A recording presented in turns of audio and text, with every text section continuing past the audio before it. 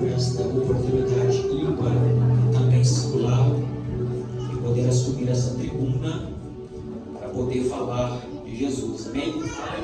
Quero louvar a Deus pelo presbítero Ítalo, junto com a sua esposa, que nos fez o convite para que na noite de hoje pudéssemos estar aqui para pregar a palavra de Deus. Quero também louvar a Deus pelo do pastor da igreja, amém? Da pastora e de todo o corpo de obreiros que tem trabalhado pela boa administração da obra de Deus. Amém? Quero também louvar a Deus pela vida de cada ouvinte que nessa noite está aqui disposto a ouvir uma palavra do coração de Deus. Amém? Quantos acreditam que Deus ainda tem a falar? Diga amém. Pois bem, você que pode, abra comigo o teu exemplar da Bíblia Sagrada, livro de Ezequiel, capítulo de número 37, a partir do verso de número 1. Ezequiel, capítulo de número 37, a partir do verso de número 1.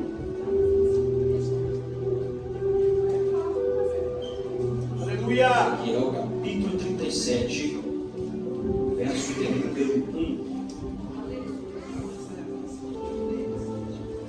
Deus grandão, Aleluia. Glória a Deus. maravilha de Deus.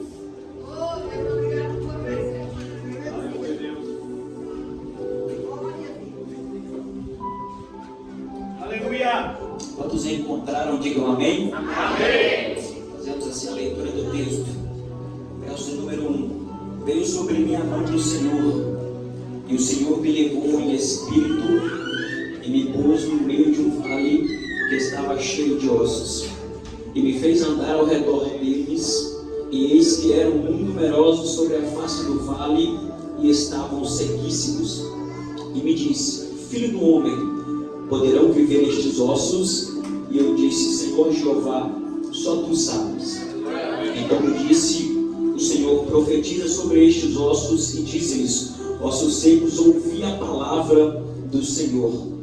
Assim diz o Senhor Jeová a estes ossos: eis que farei entrar em vós o espírito e vivereis, e porei nervos sobre vós, e farei crescer carne sobre vós, e sobre vós estenderei pele, e porei em vós o espírito e vivereis, e sabereis que eu sou o Senhor. Então profetizei como se me deu ordem, e houve um ruído enquanto eu profetizava, e eis que se fez um reboliço, e os ossos se juntaram, cada osso ao seu osso. Amém?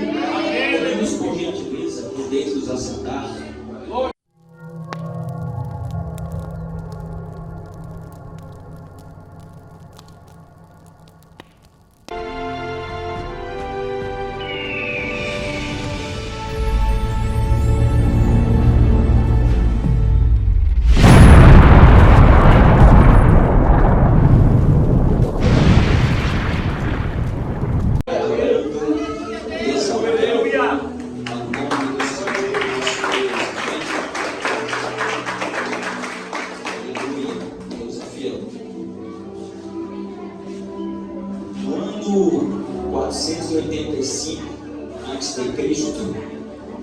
Quando conquistada pelos babilônios, Israel era uma terra muito árida, e os poucos camponeses que habitavam ali, a história diz que eles davam tudo para sobreviver. E é esta terra que Deus faz promessa a Abraão, a Isaac e a Jacó. Quando você lê o verso de número 15 do capítulo de número 13 do livro de Gênesis, o texto diz que o Senhor se apresenta a Abraão e diz a Abraão: erga-te a tua cabeça sobre os teus ombros e olhe para toda esta terra que está diante de vós. O texto diz que Abraão olha para aquela terra e o Senhor diz a Abraão: é esta terra que eu darei a ti, a tua semente e a toda a tua linhagem. E a história da nação que irá povoar a terra de Israel, ela terá início por meio de uma promessa que Deus vai fazer a Abraão. Quando você lê o capítulo de número 12 do livro de Gênesis, a partir do verso de número 1, o texto diz que o Senhor Deus se apresenta a Abraão e diz a Abraão: sai da tua terra, da tua parentela, da casa de teu pai, para a terra que eu lhe mostrarei, porque farei de ti uma grande nação. Nação esta que terá continuidade por meio da linhagem de Abraão. Linhagem esta que fará com que alguns nomes sejam notórios no livro de Gênesis. Observe que após falar de Abraão, nós vamos ouvir falar de Isaque. Após ouvir falar de Isaque, nós vamos ouvir falar de Jacó. Jacó, que é pai de 12 filhos, entre eles tem um que se destaca, o seu nome é José. E todos nós que lemos e estudamos a Bíblia Sagrada, sabemos quem é José, o interpretador de sonhos, o jovem sonhador, aquele que foi lançado no poço por seus irmãos, aquele que se tornou governador do Egito e livrou Israel da fome, e livrou o Egito da fome. Então, por meio dos 10 filhos de Jacó e dos 2 filhos de José, serão estabelecidas aqui as 12 tribos de Israel: tribo de Naftali, tribo de Isacar, tribo de Benjamim, tribo de Simeão, tribo de Aser, tribo de Zebulon, tribo de Gade, tribo de Dan, tribo de Rubem, a tribo de Judá, tribo de Manassés e a tribo de Efraim. Então, através da linhagem de Abraão, Deus estabelece as 12 tribos. Vale lembrar e ressaltar que essas 12 tribos a qual nós estamos falando aqui é a nascente de um projeto chamado Israel de Deus. Vale lembrar que essas 12 tribos que são formadas aqui é a nascente de um projeto chamado Israel de Deus. Quando Deus estabelece a nação de Israel sobre a face da terra, o grande propósito do coração de Deus era que Israel fosse uma nação modelo, era que Israel fosse uma nação exemplo. O propósito do coração de Deus era que quando as nações vizinhas olhassem para Israel, dissessem: eu quero ser como essa nação, eu quero ter o que essa nação tem, eu quero fazer o que essa nação faz. Por quê? Porque ela cresce, porque ela prospera, porque ela alcança, porque ela conquista. Existe um diferencial nessa nação. Então, quando Deus estabelece Israel como nação sobre a face da terra, o objetivo de Deus é que através do testemunho de Israel, das obras de Israel, Deus fosse levado para as outras nações, e as nações olhassem para Israel e dissessem: eu quero servir ao Deus que essa nação serve, eu quero ter o Deus que essa nação tem. Mas ao passar o tempo, quando nós saímos do livro de Gênesis e partimos para o livro de Êxodo, o povo diz que Israel agora está vivendo um período em que Israel vai ficar cerca de 400 anos sobre o jugo egípcio. Neste tempo, no capítulo de número 2, o texto diz que Deus levanta um homem de por nome Moisés, a fim de libertar o povo de Israel das garras e do jugo de Faraó. O texto diz que Deus levanta Moisés. Moisés torna-se um instrumento para que o povo de Deus seja liberto das garras de Faraó. Sendo assim, Deus arranca Israel, Deus arranca o teu povo das garras de Faraó. Quando nós partimos do livro de Êxodo e iniciamos ali o livro de Josué, você percebe que agora Israel está vivendo um período de transição na sua história. Por quê? Porque o tempo de Moisés passou, Moisés morreu, e Deus agora está levantando um substituto para conduzir Israel à terra que Deus havia prometido a Abraão. Então agora Deus levanta um homem chamado Josué, a fim de conduzir Israel à terra que outrora um dia Deus havia prometido a Abraão. A Bíblia diz que o tempo de Josué vai se passar, e encerrando o tempo de Josué, Deus agora vai estabelecer o tempo dos juízes sobre a história de Israel. A Bíblia diz que Deus vai levantar juízes dotados de autonomia espiritual, a fim de julgar, liderar e livrar Israel da mão de seus inimigos. A Bíblia diz que neste tempo, no tempo dos juízes, Deus vai levantar cerca de 15 juízes sobre a nação de Israel, sendo eles Otoniel, Eliúde, Sangar, Débora, Gideão, Tolá, Jair, Jefité, Ibson, Elão, Abidã, Sansão, Eli e Samuel. Passa-se agora o tempo dos juízes sobre a história de Israel, e a Bíblia diz que agora Deus vai levantar reis sobre a história de Israel. Todos nós que lemos a Bíblia Sagrada sabemos que o primeiro rei da história de Israel tem um nome, e o nome dele é Saul. A Bíblia diz que ao passar o tempo de Saul, Deus agora vai levantar um rei de por nome Davi. A passar ao tempo de Davi, Deus vai levantar Salomão, e assim sucessivamente. Deus vai levantar homens a fim de conduzir a nação à promessa, a fim de viver a vontade de Deus. Passa-se o tempo dos reis, e você percebe que em todo o período, desde o livro de Êxodo, quando Israel é arrancado das garras do jugo egípcio, nunca foi diferente. Toda vez que a nação se voltava contra Deus, com seus insultos, com seus pecados e com a sua idolatria, a Bíblia Sagrada diz que Deus entrega o povo na mão de seus inimigos. É comum você ver no contexto histórico que toda vez que Israel se voltava contra Deus com a sua idolatria, com seus pecados, se envolvendo com os costumes das nações pagãs, Deus permitia que Israel fosse entregue na mão do opróbrio. Deus permitia que a nação de Israel fosse entregue na mão de seus inimigos. Preste atenção e olhe bem que o texto a qual agora nós fizemos leitura, em seu contexto, Israel está vivendo um dos piores períodos da sua história. Por que, pregador? Porque o contexto, por trás do texto que ora nós fizemos leitura, a Bíblia diz que Israel está vivendo um período que a história bíblica diz que chama de o período do cativeiro babilônico, o período em que Israel está sobre o jugo e sobre as garras de Nabucodonosor. Quando nós olhamos e nos atentamos para os detalhes da história, a Bíblia diz que o exército babilônico, sob a influência e liderança desse rei chamado Nabucodonosor, vai marchar em direção de Jerusalém. Os detalhes dos históricos dizem que Jerusalém é invadida, Jerusalém é saqueada, os muros de Jerusalém são derrubados, os portões são queimados e o templo de Jerusalém é destruído. E a Bíblia diz que não satisfeito,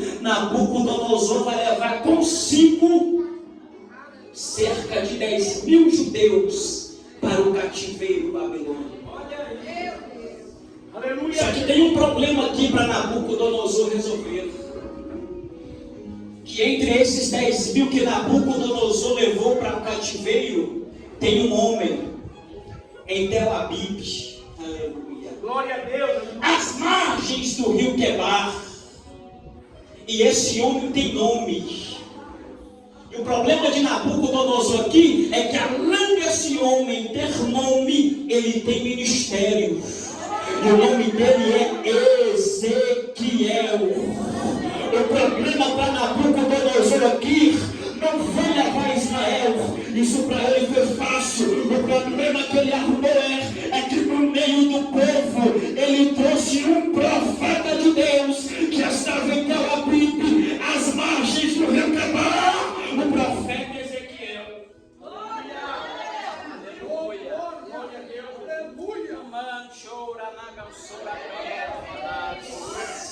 O período é de dor para Israel. O contexto é de calamidade. Pois Israel está na Babilônia. Babilônia está a 1.500 quilômetros de Jerusalém. A nação está distante da sua terra natal. O povo está distante do lugar em que eles serviam e adoravam a Deus do templo. E o problema é que não há esperança no cativeiro. No cativeiro não há conformidade. No cativeiro não há esperança, não há motivo para sorrir. Que motivo teria Israel de viver bem no cativeiro babilônico se o povo estava sobre o jugo e sobre a opressão de Nabucodonosor? Aí o texto diz que a intenção de Nabucodonosor foi destruir o templo, mas não foi só a intenção, ele destruiu o templo em Jerusalém. Mas aqui está a surpresa de Deus para o povo, porque o templo que foi feito pelas mãos do homem foi destruído em Jerusalém, mas no meio do povo havia um templo que foi feito em Gênesis capítulo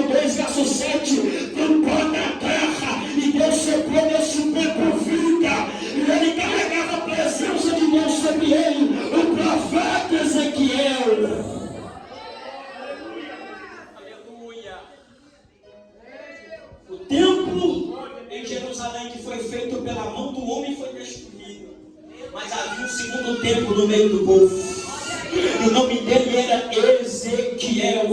E Deus está levantando o profeta Ezequiel no meio deste tempo para ser a voz profética de Deus no meio do povo. E Deus está levantando Ezequiel neste tempo para ser a voz de Deus no meio do povo. Faça uma análise do contexto que Ezequiel está vivendo. É o pior período para um ministério nascer. Porque se eu perguntasse para alguém aqui nessa noite, onde é que você quer viver a tua projeção ministerial? Você me diria, é em Jerusalém. Por que, pregador? Porque em Jerusalém tem levita para cuidar do templo. Porque em Jerusalém tem a melhor sonoplastia. Porque em Jerusalém tem microfone sem fio. Porque em Jerusalém tem sacerdotes. Porque em Jerusalém tem gente com voz afinada para cantar no templo. E na Babilônia tem o quê? Na Babilônia tem morte espiritual. Na Babilônia tem ausência de Deus. Na Babilônia tem um povo sem esperança. Mas é no meio deste contexto que Deus está fazendo nascer a chamada e a vocação do profeta Ezequiel. É por isso que tem muita gente que num tempo como esse não sobrevive na chamada, não sobrevive no ministério. Por que, pregador? Porque começou a chamada, porque começou a vocação, mas ele está acostumado com muito glamour, está acostumado com o nome no cartaz. Toda pregação ele leva para o Instagram, leva no WhatsApp, mas Deus está fazendo a chamada de Ezequiel nascer num tempo de escassez para Israel. É um tempo de escassez. Se eu perguntasse a Ezequiel, se fosse para escolher o tempo do início da tua vocação, seria no cativeiro, eu tenho certeza que Ezequiel diria não. Porque no cativeiro é difícil. Porque no cativeiro não tem esperança. E escute isso aqui. A única esperança para a nação de Israel que eu estava no cativeiro era a palavra da profecia. E a palavra da profecia estava na boca de Ezequiel. E o texto nos faz uma pergunta: qual é o teu cativeiro? Aleluia. Aleluia. Olha aí, Jesus. Glória a Deus. Qual é o teu cativeiro? Talvez o teu cativeiro é aquela faculdade, é o teu ambiente de sala de aula, que o teu professor entra lá e fala que Deus não existe. Talvez o teu cativeiro, o teu vale de ossos secos, é o ambiente da tua família, em que alguns dizem: para que esse negócio é crente, isso é balela, negócio de espiritualidade, fazer jejum, para com isso. Talvez o teu vale de ossos secos é o teu trabalho. Aquele patrão que pega no teu pé, que fala assim: ó, tu vai ter que mentir, irmão. Tu vai ter que fazer uma maracutaia aí para tu ajudar nós, senão a empresa não vai crescer. Talvez o teu vale de ossos secos é o ambiente a qual você está inserido, em que existem pessoas ali que estão te influenciando a viver uma vida pecaminosa. Aí a pergunta que Deus faz para mim e para você nessa noite: no vale de ossos secos, você é os ossos ou você é o profeta que levanta a mão para profetizar? Porque na vida de um cristão, no vale de ossos secos, eu tenho duas opções: ou eu sou os ossos abatidos, porque o pecado me alcançou e eu estou distante de Deus, ou eu sou o profeta que levanta a voz para profetizar. E se nesse vale você é profeta, Deus já está dizendo para alguém nessa noite: se você é profeta, levanta a voz e profetiza. Porque não vale mais vale ser profeta. Porque não vale mais vale ser profeta. E Deus nessa noite está dizendo para mim que nessa noite eu estou te levantando como profeta neste vale.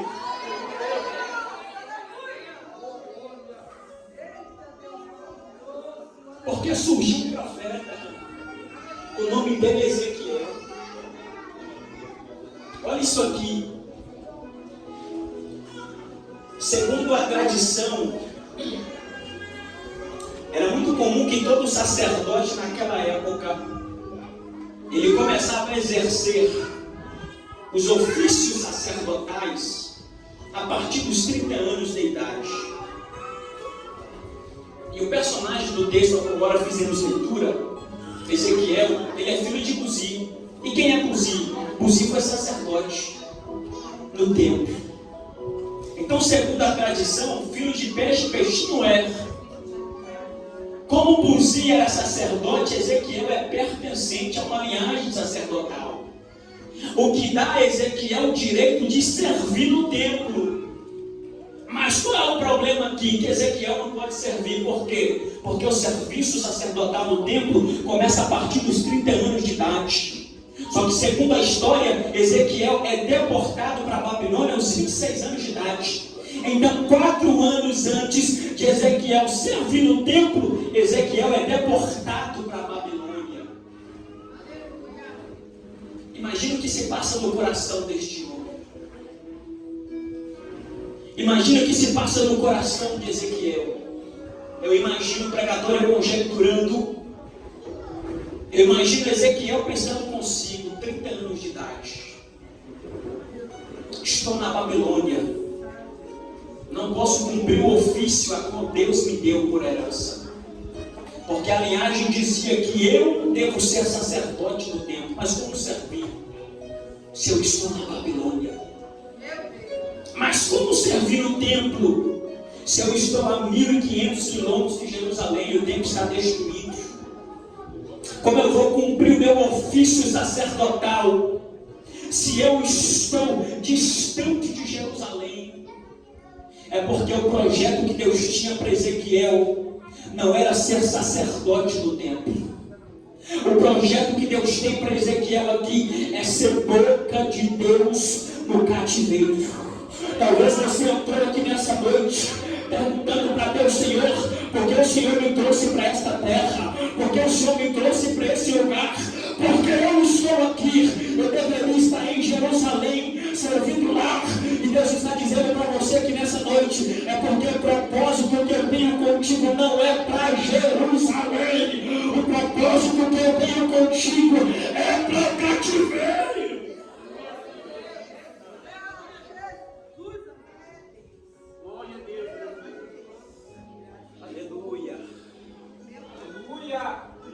Aleluia. Aleluia. Se eu te perguntasse, cativeiro é bom? Que resposta você me daria? Não é. Mas Ezequiel está no cativeiro. Escute isso aqui. Ezequiel tinha todos os motivos para questionar a Deus. Ezequiel tinha todos os motivos para dizer: Senhor, eu deveria estar servindo no templo em Jerusalém. Eu sou filho de Buzi, eu sou sacerdote e minha chamada. Como fica o meu ministério? Eu vou cooperar com ele. Só que o que Deus tinha para Ezequiel era muito maior. Só que o problema aqui é que o que Deus tem para Ezequiel é numa terra estranha. É num lugar que opera dor, que opera angústia. Por que eu estou dizendo isso? Porque é muito comum, quando nós iniciamos a nossa jornada, você quer um aplauso. Você quer alguém batendo no teu ombro e dizer: rapaz, tu prega demais. Irmã, tu canta muito. No início do teu ministério, tu quer estar em Jerusalém com sacerdotes, com levitas. No início da tua chamada, tu quer estar em Jerusalém, porque lá tu é doutor na lei, porque lá tu prega na sinagoga, porque lá teu nome está no cartaz, porque lá você está em evidência. E no cativeiro babilônico, ninguém te conhece, porque primeiro, nem motivo para isso tem, porque lá opera a desesperança. Mas é aqui que Deus está levantando Ezequiel. É aqui que Deus está dando projeção para a chamada de Ezequiel. É aqui que Deus está dando experiências para o profeta Ezequiel. É aqui que Deus está dando desenvolvimento para a chamada de Ezequiel. Aí talvez você entrou aqui nessa noite dizendo: Deus está doendo tanto, está me ferindo, são tantas dores. E Deus está dizendo: Sou eu lhe desenvolvendo na chamada. Sou eu lhe preparando na chamada. Talvez você achou que a tua chamada teria projeção em Jerusalém, mas é nesse vale que eu vou levantar a tua chamada para você profetizar. Porque nem sempre estar no lugar indesejado, aleluia, é estar no lugar errado. Porque nem sempre estar no lugar indesejado é estar no lugar errado. É por isso que numa noite como de hoje, depois de uma palavra como essa, é comum você perguntar a Deus: por que o Senhor me colocou aqui? Por que o Senhor me trouxe para esta terra? Por que eu estou nesse lugar?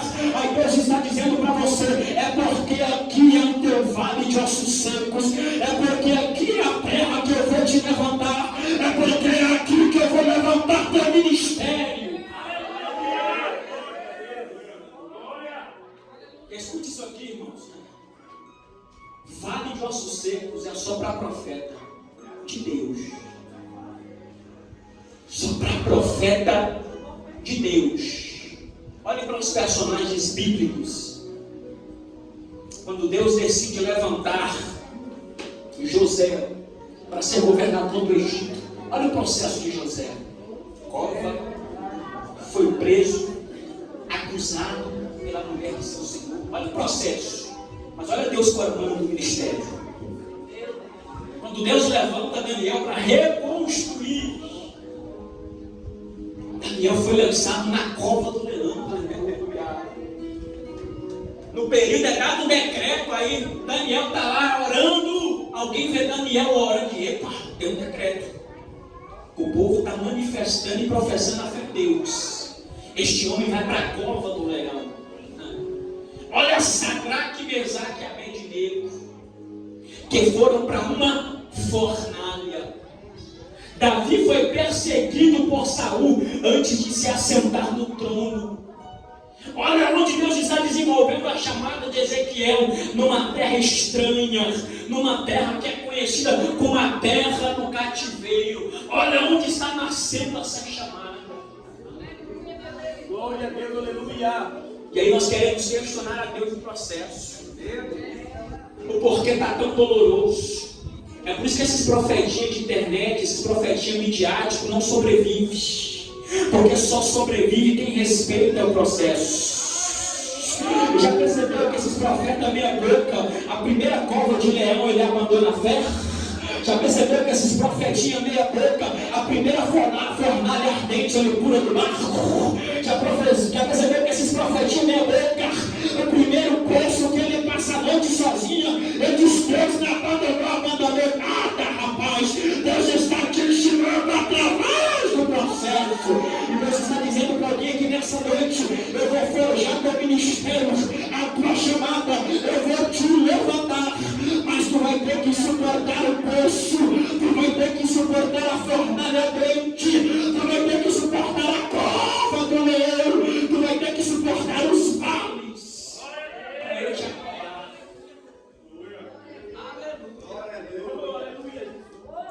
Vocês é dolorido, irmãos. Mentindo para ouvir e falar: eu quero ser profeta. Mas existe um processo para nós vivermos. E olha isso aqui. Ezequiel está no vale. O texto diz que o Senhor pega Ezequiel.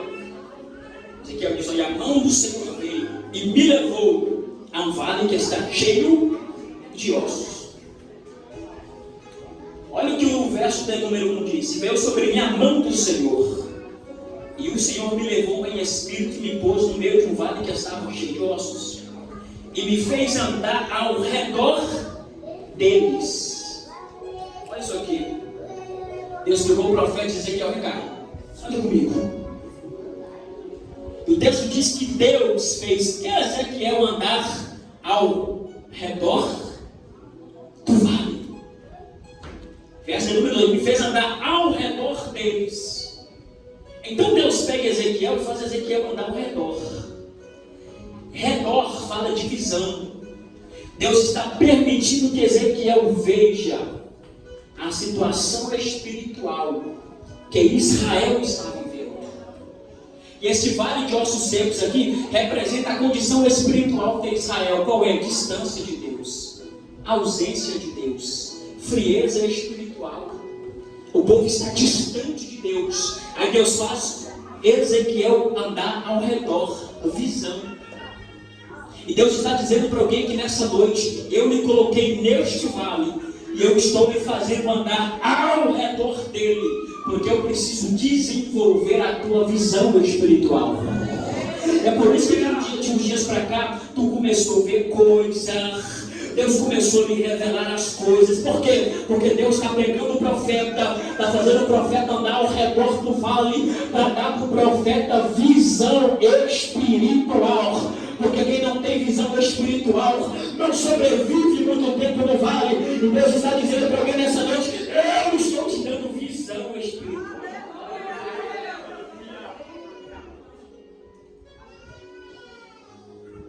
Verso de número 2: e eis que eram muito numerosos sobre a face, estavam sequíssimos. Aí o texto diz: e me pôs no meio do vale. Deus fez o profeta andar ao redor. Agora Deus põe o profeta no meio do vale. Meio fala de sensibilidade espiritual. Deus colocou Ezequiel no meio daquela situação, no meio do vale de ossos secos. Sensibilidade espiritual. Deus está permitindo que Ezequiel sinta a dor, a angústia, o lamento de Israel, a distância de Israel de Deus. Então primeiro Deus vai te dar visão para você ver, e agora Deus vai lhe dar sensibilidade. Porque se tem duas características que todo profeta de Deus tem que ter: primeiro, visão; segundo, sensibilidade. Já percebeu que tem dias que você passa na porta da casa de alguém e você sente uma presença demoníaca e seu corpo começa a arrepiar? Isso é sensibilidade espiritual. Já percebeu que tem dias que Deus me desperta pela madrugada e me manda orar pela vida de alguém e você começa a sentir uma opressão maligna? Sabe o que é isso? Sensibilidade espiritual. Já percebeu que tem dias que você está em casa e do nada o Espírito lhe faz sentir alguma coisa e você é tomado por uma presença? Isso é sensibilidade espiritual. E Deus está dizendo para alguém aqui nessa noite: eu estou te dando sensibilidade para você sentir. Por isso que profeta vê e sente.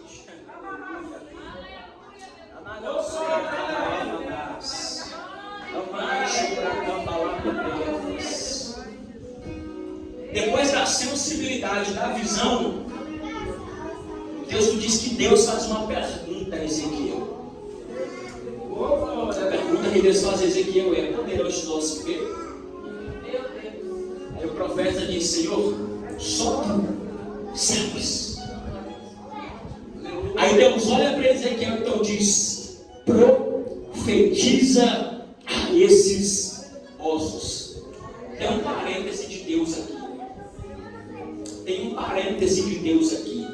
Olhem bem, não é Ezequiel que decide profetizar.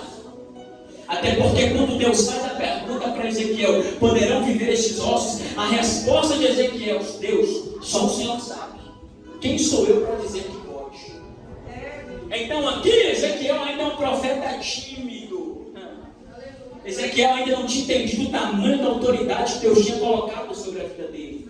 Então a decisão de profetizar não é de Ezequiel, é Deus que diz para Ezequiel: profetiza a esses ossos. Só que para Ezequiel profetizar, ele precisa de uma palavra. E quem é que dá a palavra da profecia para Ezequiel? Deus. Deus olha para Ezequiel e diz: vai dizer assim, ó, ossos secos reviverão. Profetiza estes ossos, que eu vou colocar nervo sobre nervo, osso sobre osso. Eu vou trazer a sensibilidade, eu vou trazer a vida, ou seja, a palavra da profecia foi Deus que colocou na boca de Ezequiel. E eu venho aqui nessa noite como alguém que é pequeno de estatura, mas que cresce na graça, para vos dizer que neste vale Deus já tem a palavra da profecia para colocar na tua boca. E Deus está te levantando nessa noite e está dizendo: eu estou colocando a palavra da profecia na tua boca. Não se acovarde, não seja tímido, levanta essa mão, erga essa voz e profetiza, profetiza, profetiza, profetiza, profetiza. Se você é profeta de Deus nessa noite, comece a profetizar para a sua família. Se você é profeta de Deus nessa noite, comece a profetizar para a tua casa, para a tua família, para o teu ministério, para o teu casamento. Profetiza, profetiza, profetiza, profetiza, profetiza, profetiza, profetiza, profetiza. Deus está dizendo para alguém aqui nessa noite: aquela unção que tu tem me pedido pela madrugada, eu estou te entregando hoje. Receba, receba, receba, receba, receba, receba, receba unção para profetizar, receba a palavra da profecia. Deus vai tomar a língua de alguém aqui durante estes dias e tu irá profetizar para alguém que está nas cadeias, que está algemado, que foi preso. Deus vai colocar a palavra da profecia na boca de alguém ainda essa semana, e você vai profetizar para alguém que está enfermo, e Deus irá curar nessa semana ainda. Deus vai colocar sobre a boca de alguém a palavra da profecia, e aquele demônio que estava assolando aquela mulher, através da palavra da profecia, Deus vai expulsar. Recebe, recebe, recebe, recebe, recebe, recebe, recebe. Eu sinto a unção de Deus aqui. Eu sinto a unção de Deus aqui. Eu sinto a unção de Deus aqui. Deus está pegando o vaso aqui nessa noite. Deus está pegando o vaso aqui nessa noite. E a palavra da profecia lhe entrega. A palavra da profecia lhe entrega. 2023 será o ano que Deus vai levantar a tua boca. E tu vai profetizar. Tu vai profetizar. Tu vai profetizar. Tu vai profetizar. Pregador, mas vou profetizar o quê? Pregador, mas vou falar o quê? Preocupa não. A palavra da profecia quem põe na tua boca é Deus. É Deus. É Deus. É Deus. Receba a palavra da profecia. Porque Deus quer te usar. Deus quer te usar. Deus quer te usar. Recebe aí. Já tem gente sendo tocada. Já tem gente recebendo. Já tem gente tendo visão. Já tem gente sentindo. Receba! O poder de Deus, o poder de Deus, o poder de Deus, o poder de Deus, o poder de Deus. Recebe, recebe, recebe, recebe, recebe, recebe, recebe.